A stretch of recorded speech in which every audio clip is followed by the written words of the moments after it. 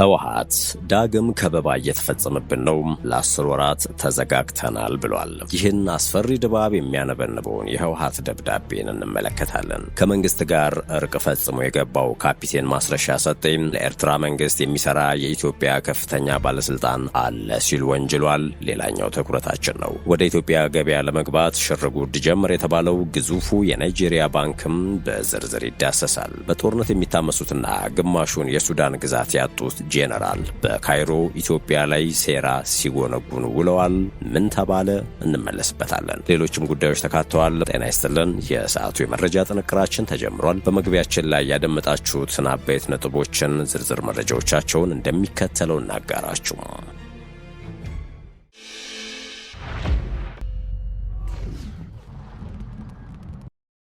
ወደ ቀዳሚው ጉዳያችን እናምራችሁ። ህወሓት ዳግም ከበባ እየተፈጸመብን ነው፣ ለ10 ወራት ተዘጋግተናል ብሏል። ህወሓት የፌዴራል መንግስት ላለፉት 10 ወራት በትግራይ የነዳጅ አቅርቦት መገደቡ በትራንስፖርት በኢኮኖሚ እንቅስቃሴና መሰረታዊ ማህበራዊ አገልግሎቶች ላይ መስተጓጎል ፈጥሯል ሲል ይፋ አድርጓል። ይህም የፕሪቶሪያው ስምምነት አተገባበር ላይ ስጋት መፍጠሩን ጠቅሷል። ህወሓት ባወጣው መግለጫ የፌዴራል መንግስት ለትግራይ ጊዜያዊ አስተዳደር የሚያስተላልፈውን የበጀት ድጋፍ ማገዱን ገልጿል። ይህም የጤና የትምህርት የውሃና የጽዳት አገልግሎቶችን ጨምሮ የመንግስት የሥራ እንቅስቃሴዎች እንዲስተጓጉሉ ከማድረጉም በላይ የመንግስት ሰራተኞች ደሞዝ ሳይከፈላቸው እንዲቀሩ ማድረጉን አስታውቋል። መግለጫው አክሎም በትግራይ መልሶ ማቋቋም ኢንዶመንት ፈንድ ወይም ኤፈርት ስር ያሉ የኩባንያዎች የባንክ ሂሳብ መታገዱን ኮንኗል። ይህም የድርጅቶቹ የሥራ እንቅስቃሴ እንዲቆምና በ10 ሺዎች የሚቆጠሩ ሰራተኞች ያለ ደሞዝ እንዲቀሩ ማድረጉን ገልጿል። የኢትዮጵያ መንግስት ወደ ትግራይ የሚገባውን የነዳጅ አቅርቦት በከፍተኛ ሁኔታ ከገደበው 10 ወራት ሊሞላው ተቃርቧል ያለው ህወሓት ይህም የህዝብና የጭነት ትራንስፖርትን፣ የኢኮኖሚ እንቅስቃሴዎችን እንዲሁም ለሴቶችና ለህፃናት የሚሰጡ የድንገተኛ አምቡላንስ አገልግሎቶችን ጨምሮ ማህበራዊ አገልግሎቶችን ሽባ አድርጓል ሲል ገልጿል። ፓርቲው የእነዚህ እርምጃዎች ድምር ውጤት በሰላማዊ ነዋሪዎች ላይ የተጣለ ዳግም ከበባ ነው ሲል ገልጾታል። ይህም በሰላም ሂደቱ ላይ ያለውን እምነት ሊሸረሽርና ከፕሪቶሪያ ስምምነት መፈረም በኋላ የተገኙ ውጤቶችን ወደ ኋላ ሊመልስ እንደሚችል አስጠንቅቋል። ህወሓት ዓለም አቀፉ ማህበረሰብ በአስቸኳይ ጣልቃ እንዲገባ ጥሪ አቅርቧል። አክሉም ሁኔታው ይበልጥ እንዳይባባስና በክልሉ ያለውን ሰላም ለመጠበቅ ሲባል የኢኮኖሚ እንቅስቃሴው እንዲያንሰራራ የመንግስት ዘርፉ የገንዘብ ድጋፍ እንዲያገኝና መሰረታዊ አገልግሎቶች እንዲመለሱም ድጋፍ እንዲደረግ አሳስቧል። ህወሓት ከዚህ በፊት ባወጣው መግለጫ የፌዴራል መንግስት በኤፈርትና በሌሎች በትግራይ በሚገኙ የፋይናንስ ተቋማት ላይ የጣለውን ገደብ ኮንኖ ነበረ።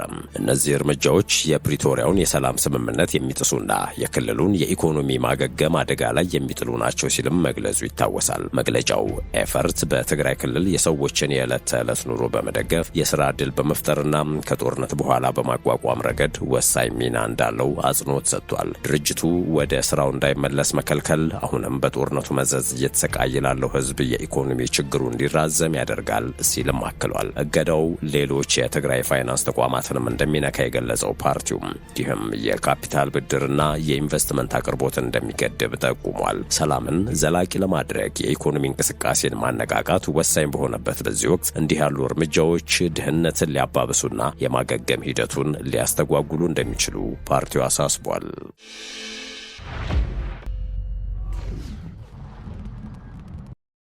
ወደ ሌላኛው ጉዳያችን እናምራችሁ።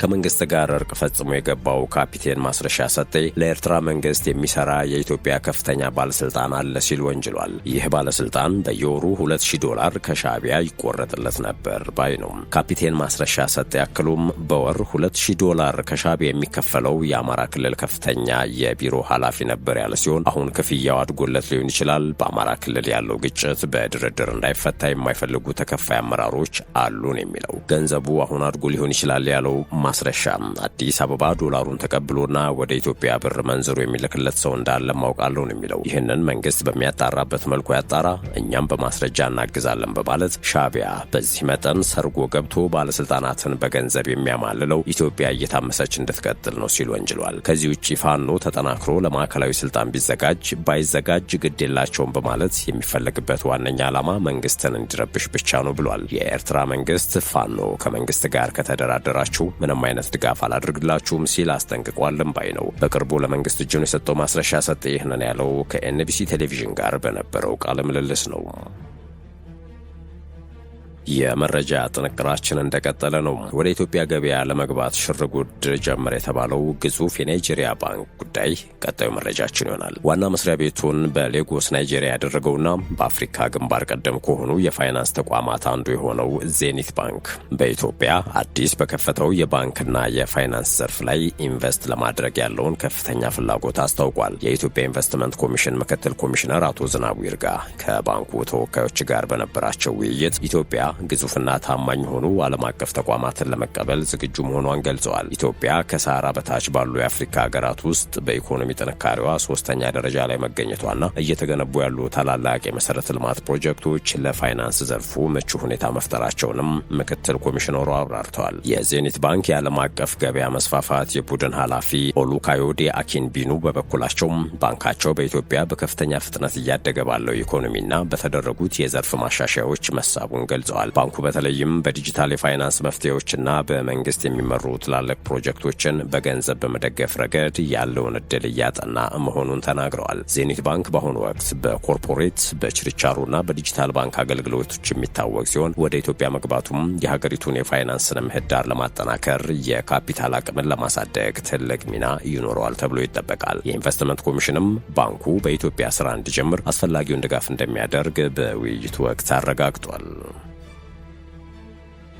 ከዚሁ ጋር በተያያዘ የኢትዮጵያ ምጣኔ ሀብት ባለሙያዎች ማህበር የአንድ የአሜሪካን ዶላር በሁሉም ባንኮች በአማካኝ በ141 ብር ተገዝቶ በ144 ብር ሲሸጥ እንደነበር አስታውቋል። ዘምዘምና አማራ ባንክ ከፍ ያለ የምንዛሬ ዋጋ ይሰጡ ነበር ተብሏል። የኢትዮጵያ ኢኮኖሚክስ ባለሙያዎች ማህበር አብዛኞቹ የኢትዮጵያ ባንኮች አንድ የአሜሪካን ዶላርን በአማካኝ በ141 ብር በመግዛት በ144 ብር አካባቢ ሲሸጡ እንደነበረም ባካሄድኩት ጥናት ደርሼባታለሁኝ ብሏል። ይህ ጥናት ከሐምሌ 1 ቀን 2017 ዓመተ ምህረት እስከ መስከረም 30 2018 ዓመተ ምህረት የመጀመሪያ ሩብ ዓመት የ3 ወራት ውስጥ በባንኮች በኩል ያለውን የውጭ ምንዛሪ ልዩነት ያሳያል። ጥናቱ እንደሚያመለክተውም ዘምዘም ባንክና አማራ ባንክ በሁለቱም የመግዣና የመሸጫ ዋጋዎች የተሻለ በመስጠት ቀዳሚ ሆነዋል። በባንኮች የተሰጡ የመግዣና መሸጫ ዋጋዎች በኢትዮጵያ ኢኮኖሚክስ አሶሲዬሽን ከፍተኛ ተመራማሪ ዶክተር ናስር የኑስ እንደገለጹት በተጠቀሰው ጊዜ ውስጥ የተሻለውን የመግዣ ዋጋ በመስጠት ዘምዘም ባንክ በ143.51 ብር ቀዳሚ ሲሆን አማራ ባንክ ደግሞ በ142 ብር ከ93 ሳንቲም በሁለተኛ ደረጃ ተቀምጧል። በሌላ በኩል ዝቅተኛውን የመግዣ ዋጋ የሰጠው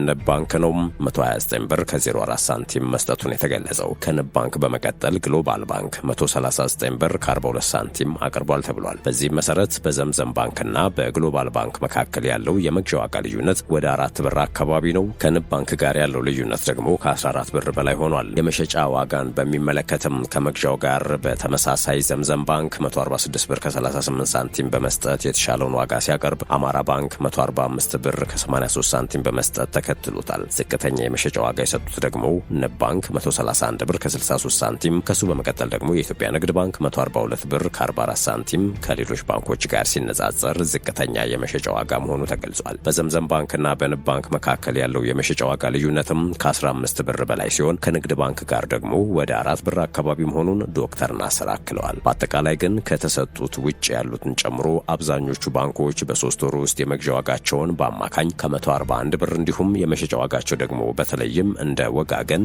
ፀሐይ፣ አባይ፣ ሂጅራ፣ ህብረት፣ ዳሽን ባንክና ሌሎችም በ144 ብር አካባቢ የአሜሪካን ዶላር ሲሸጡ እንደነበር አብራርተዋል። የምንዛሬ ልዩነት በገበያው ላይ ያለው ተጽዕኖና የመፍትሄ ሀሳብ በባንኮች መካከል የተለያየ የምንዛሬ መጠን መኖሩ በገበያው ላይ የራሱ የሆኑ ተጽዕኖ እንደሚያሳድር ያነሱት ከፍተኛ ተመራማሪው የተሻለ ገበያን ለመፍጠር ክፍተቱን ማጥበብ እንደሚያስፈልግ ገልጸዋል። ጥናታዊ ጽሑፍ አቅራቢው ባንኮች እርስ በርስ የውጭ ምንዛሬ ብድር በመሰጣጠት ልዩነቱን ወደ አንድ ማምጣት እንደሚገባ ጠቁመዋል።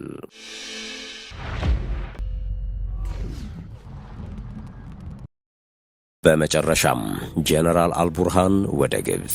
የሱዳን ብሔራዊ ጦር አዛዥ ጀነራል አብዱል ፈታህ አልቡርሃን ካይሮ ገብተዋል። ጀነራሉ ከቀናት በፊት ሳውዲ አረቢያ ሪያድ የነበሩ ሲሆን አሁን ደግሞ ግብጽ ገብተዋል። ፕሬዝዳንት ኢሳያስ አፈወርቂ ከወራት በፊት ወደ ግብጽ መጓዛቸው የሚታወስ ሲሆን ባለፈው ሳምንት ደግሞ ሪያድ ነበሩ። አቶ ኢሳያስ ወደ አስመራ በተመለሱበት ዕለት ጀነራል አልቡርሃን የሻዕቢያውን አለቃ ተከትለው በዕለቱ ሳውዲ አረቢያ ገብተዋል። የኢሳያስና ጀነራሉ ተከታታይ ጉዞም በጂኦፖለቲካ ተንታኞች ዘንድ ትልቅ ትኩረትን ስቧል። አልቡርሃን ከአልሲሲ ጋር በካይሮ በመከሩበት ወቅት የጋራ የውሃ ጥቅማችንን ለማስጠበቅ ዓለም አቀፍ ሕጎች መጠበቅ አለባቸው ሲሉ ሞግተዋል። አክለው የውሃ ደህንነታችንን ለማስጠበቅ በጋራ መተባበር አለብን ሲሉ ሞግተዋል። ሁለቱ መሪዎች ኢትዮጵያ የህዳሴ ግድብ ውሃ ሙሌትና ኦፕሬሽንን በተመለከተ አስገዳጅ መርሆችን እንድትፈርም ሲሉም ድጋሚ ጥሪ አቅርበዋል። ኢትዮጵያ ይህንን አደገኛ የግብጽ ጥያቄ በተደጋጋሚ ውድቅ እንደምታደርገው ይታወቃል። የተከበራችሁ ተከታታዮቻችን ለአሁኑ ያዝነው ጥንቅራችን አበቃም። በያላችሁበት ሰናይ ጊዜ